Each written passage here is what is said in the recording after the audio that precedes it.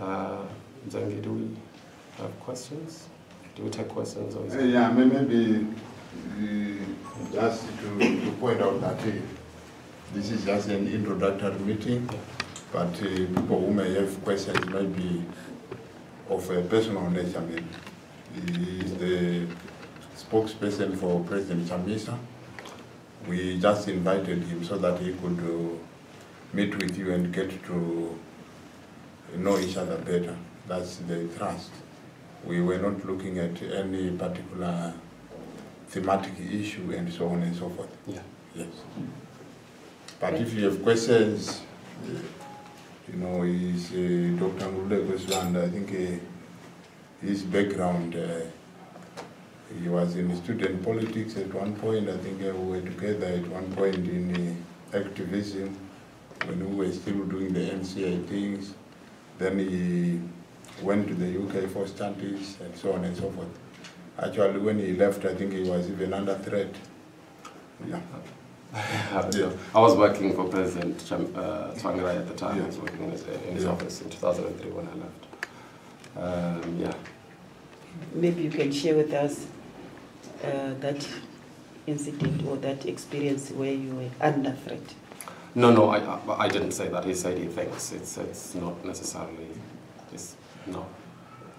Yeah, maybe just to point out, I think, you know, that during that time, 2003, yeah. Those were dangerous times. It was at the height of violence. I think you remember well the 2002 presidential elections, and he was an activist directly working with the president and actually organizing actions, push, yeah. Mass actions, and you know, you remember the MA, the mass actions and whatnot. So, being an activist, you know, the police were looking for such people. Yeah, that's the part I wanted him to explain. Okay, yeah.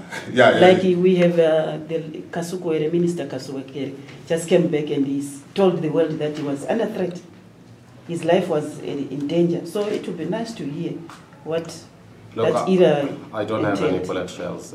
We never had any bullet shells. But the fact is that anybody who had been participating in organizing action on the part of the MDC, the general feeling at the time was that there was always a threat of violence. I mean, we've seen violence post that period.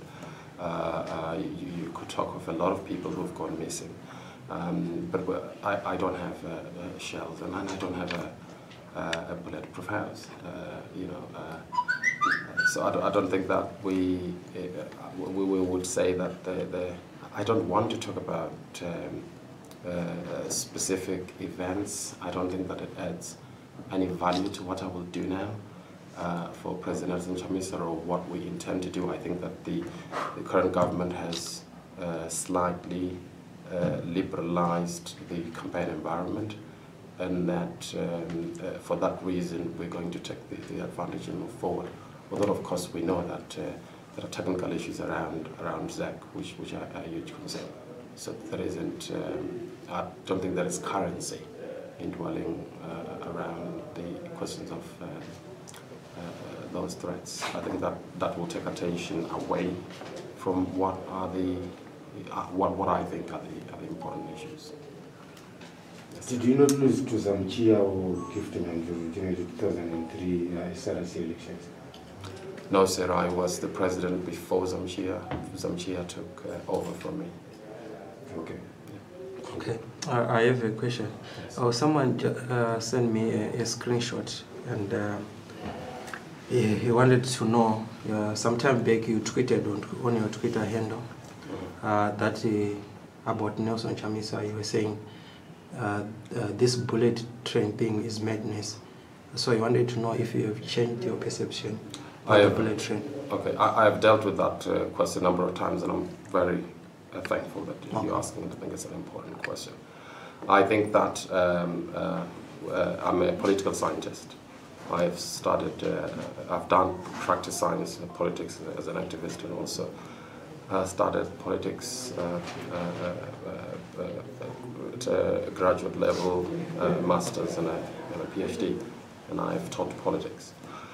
And one of the things I don't do is take people on the wing. If you tell me that you're going, especially on the economy, if you tell me that you're going to do two things, you're going to give me 3% GDP growth per annum, I want you to give me the figures, okay? And I had not received the figures that President Nelson Chamisa has around building a $100 economy in the next few years, and around how he could afford to move us that fast into the future and develop our infrastructure exponentially.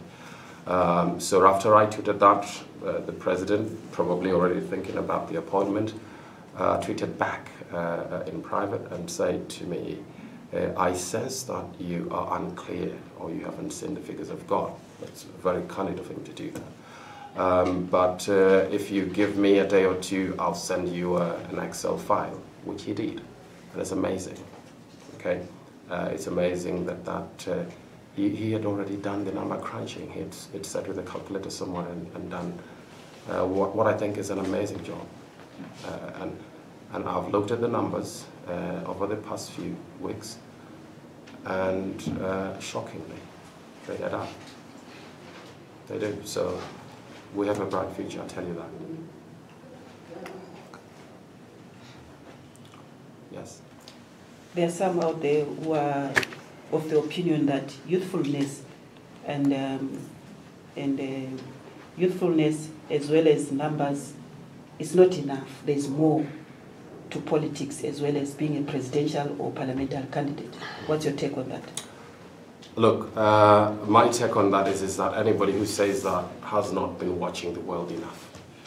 If you've been watching the world enough, you realize that just 3-4 years ago, the leader of the free world, the most powerful man on earth, took that position at the age of 44. If you're looking elsewhere in the world, and if we're going to do anything right, we've got to look at the best examples we've got.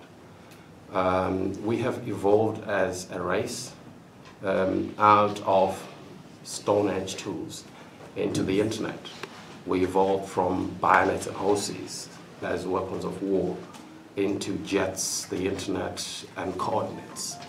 Now that indicates that indicates that our best examples are those who have progressed, and the countries that are progressing better, both socially, politically, and economically, are countries that have allowed themselves to be led by people of all ages. And you realize that across the globe, the average age of leaders is dropping. And the younger a person is, the more idealistic they are, the less likely they will resort to violence, the less likely they will have very conservative, strong ideas. So if you have a young leader, you're going to progress in terms of women's rights, you're going to progress in terms of the rights for young people, you're going to progress in terms of innovation, because young people do innovate. But that is not the only thing we've got to talk about here, if the reference is being made to President Nelson Chamisa. What his age tells us, I think, is that we, in fact, are looking at a young man with an experienced brain. Look, now I'll give you a few examples. The history of opposition politics in this country is as old as the Republic. Since 1980,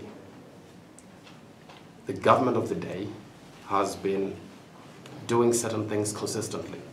Very, very political, very, very polarized. The National Heroes Acre is lined up with graves of the greatest sons and daughters of this country, but they all had to be ZANU-PF. They all had to have died at a time when they agreed with the ruling party, okay? That is how the national narrative, that is how our grown-up attitudes are, because the decisions that are made by the president of this country reflect who we are and reflect the best of our intentions. They should, at the very least.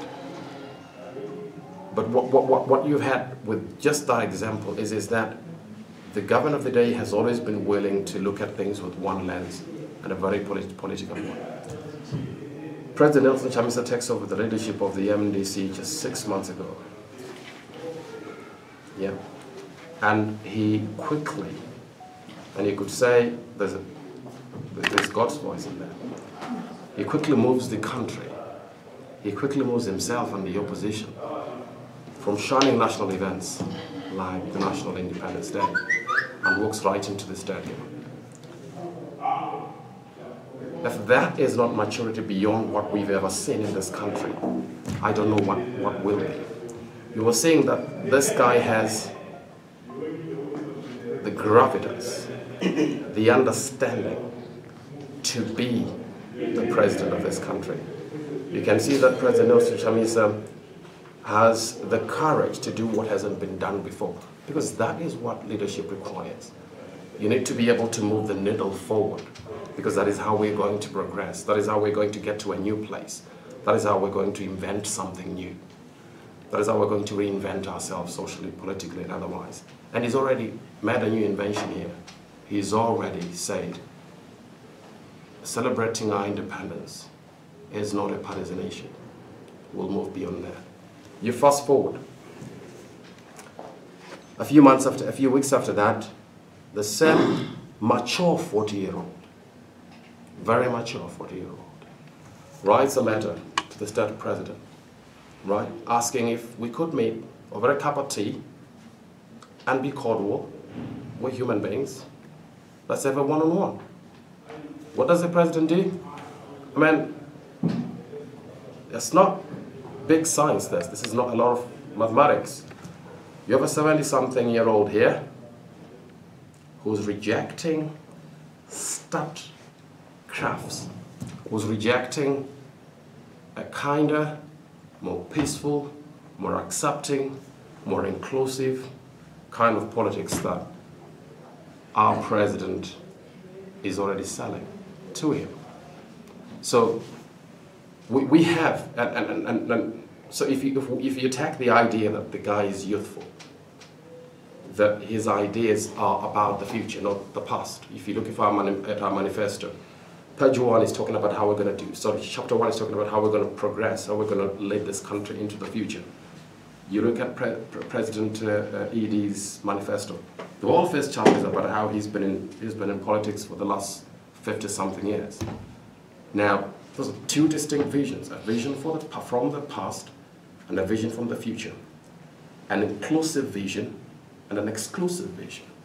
A vision for everyone, and a vision that's not just about an elite class, and a vision that still sees this country as needing to be divided along political lines, along any other lines. So I think that if you look at this broadly, the president has shown more maturity, more courage, more thought, and more ability. And then if anybody doesn't believe that, convince President Emmerson Mnangagwa to do a one-on-one debate with President Nelson Chamisa. You will see who has the presidential stance, who has the presidential speech, and who has the presidential courage. One more question if you have it. Okay, thank you.